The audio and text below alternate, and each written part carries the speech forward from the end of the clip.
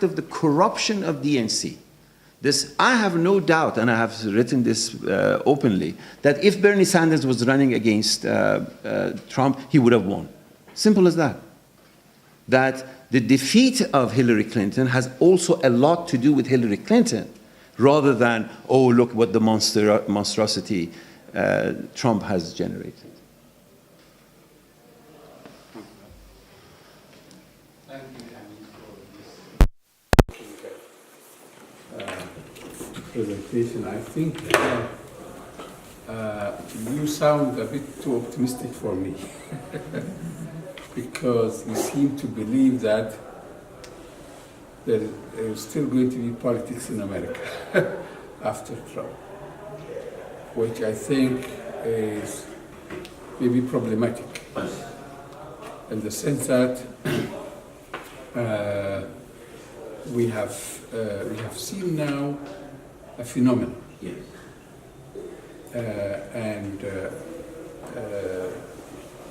Relevant what has been said now that this is white identity politics. If it is, it's a different kind of identity politics because the identity politics of the blacks, the identity politics of the Confederates is that he wants slavery. Exactly.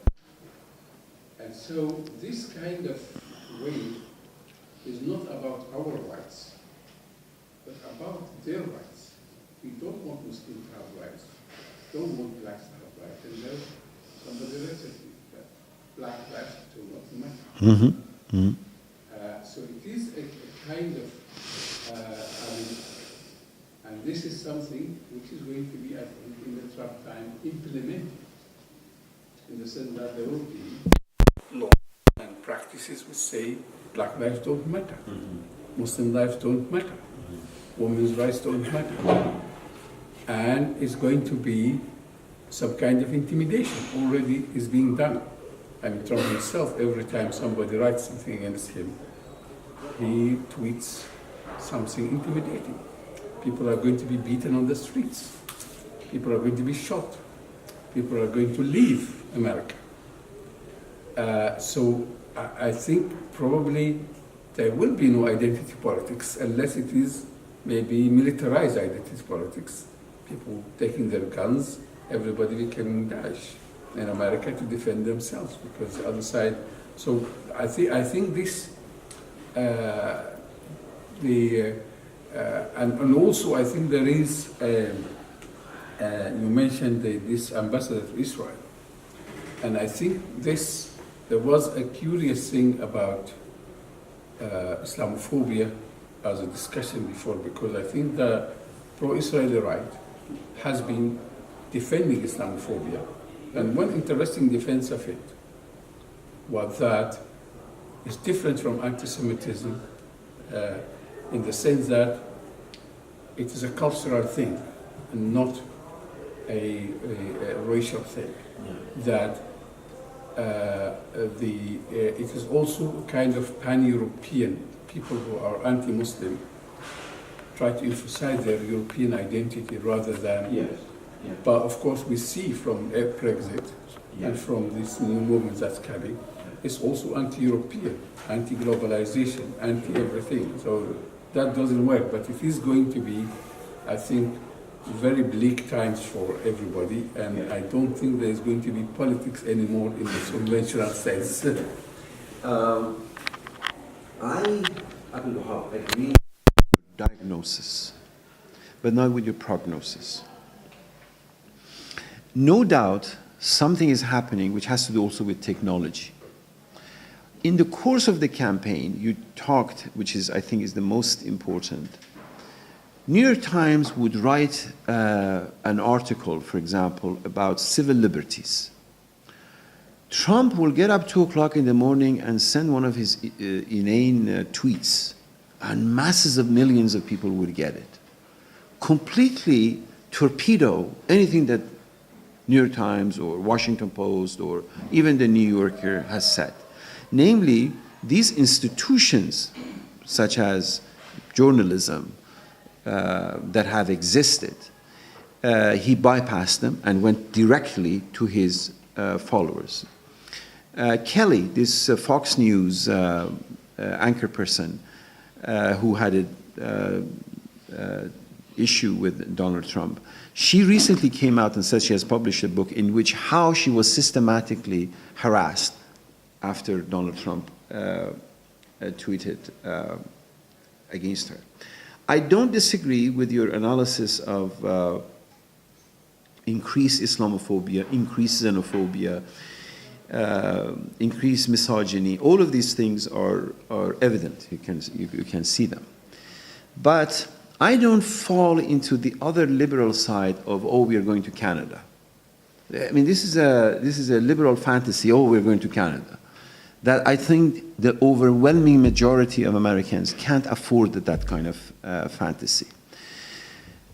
To give you personal, for the first time at the age of 65, I remember when I was 18 under Shah in New York, is the same environment, the same insecurity, but also the same fighting spirit.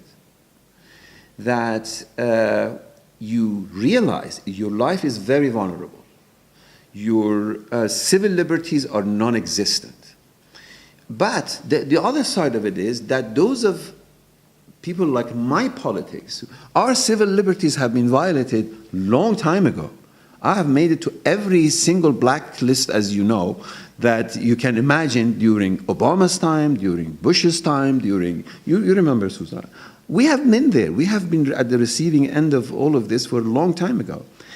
And much of this, so my position is you have to link, going back to the question about identity politics, you have to link what is happening under Trump to what has happened over the last 8 years and last 16 years. There is something structural. Nobody has used more drone than Obama.